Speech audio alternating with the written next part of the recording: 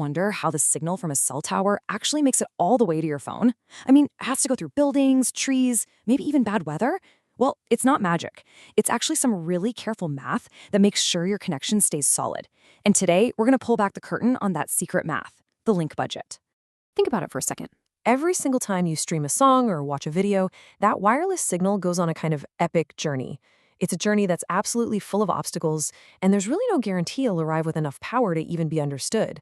So how do engineers make sure it almost always does? Well, that risky journey is the exact problem that radio frequency, or RF, engineers have to solve every single day. They can't just, cross their fingers and hope the signal gets through. Nope. They have to plan for every single challenge it could possibly face along the way. So your signal starts out super strong, right at the transmitter. But then it has to navigate a world that is practically designed to weaken it. We're talking buildings, trees, rain, even just the air itself over a long distance. And its final destination is the receiver in your phone, where it has to show up with enough juice left to make sense. Okay, so how in the world do they plan for this? Well, they use a master plan. It's kind of like a predictive accounting system for signal strength, and it's called a link budget. At its heart, a link budget is basically just an accounting exercise. It's a balance sheet. It meticulously tracks everything that boosts a signal's power and everything that drains it. This lets engineers predict with incredible accuracy just how strong that signal will be when it finally arrives at its destination.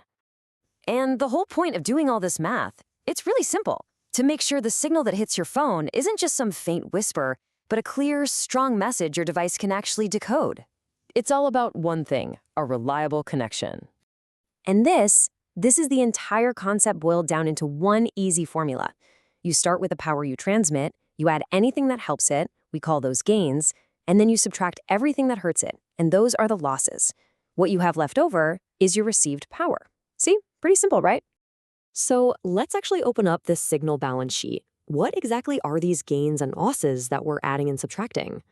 Just think of it like a budget for your money. On one side, you've got your income, the gains that add power. On the other side, you've got your expenses, the losses that drain that power away. And the final balance, that determines if your signal is a success or a failure. Okay, on the gains side of the ledger, we've got two main players. First up is transmit power. That's the raw strength of the signal leaving the tower. Then you have antenna gain.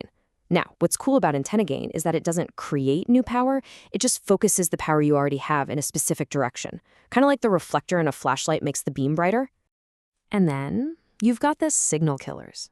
The biggest one is path loss. That's just the simple fact that a signal gets weaker the farther it travels. Then you have things like shadowing and fading from physical stuff getting in the way, like buildings or even dense fog. And finally, you've got noise power. That's just the unavoidable electronic static that exists in any system. So, after you've added up all your gains and subtracted all your losses, you get a final number. But that number doesn't mean anything by itself. You need a target to compare it to. That target is called the receiver's sensitivity. It's the absolute minimum power level your phone needs to hear the signal. If your final number is above that threshold, boom, you've got a solid connection. All right, theory is great and all, but let's see how this actually works. Let's run through a really quick, simplified link budget calculation right now. Okay, let's walk through it. We start with a transmit power of 30 dBm, that's just a standard unit we use. Then we add a pretty good 10 dB from our antenna gains. But here comes the big one. We subtract a whopping 100 dB because of path loss. That's the signal traveling over a long distance. So what does that leave us with? The final number is negative 60 dBm. Now, I know what you're thinking. Negative 60 sounds bad. But in the world of RF, that's totally normal. If the phone's receiver sensitivity is, let's say, negative 80 dBm, our signal at negative 60 is actually 100 times stronger than that minimum. So our link is solid. This is exactly the kind of math engineers are doing all the time. So why is this so important right now? Because this simple math is the invisible engine that powers our entire modern connected world, and especially the rollout of 5G. Link budgets are literally the foundation for all our wireless stuff. Engineers use them to figure out exactly where to put 5G towers for the best coverage, to design the super powerful communication links for satellites, and really, to plan pretty much any wireless system you can imagine. And with 5G, this whole process is more critical than ever before. You see, a lot of 5G networks use these super high-frequency signals called millimeter waves. They give us incredible speed, but they're also, well, they're fragile. They get weaker over distance much faster and are easily blocked. That means the link budget for 5G is incredibly tight, and it takes some seriously precise engineering to get it right. You know, when you get right down to it, it all comes back to this. A link budget isn't just some boring formula. It's the fundamental planning tool that makes reliable wireless communication even possible. It's what turns a design on paper into a network that actually works for all of us. So if you remember just 3 things from all this, make it these. First, a link budget is what guarantees a reliable connection. Second, it's really just a simple balance sheet of gains versus losses.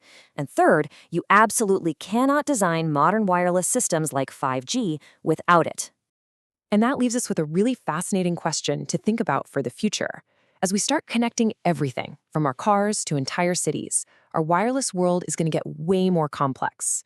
So what new kinds of interference, what new losses will engineers have to start plugging into their balance sheets?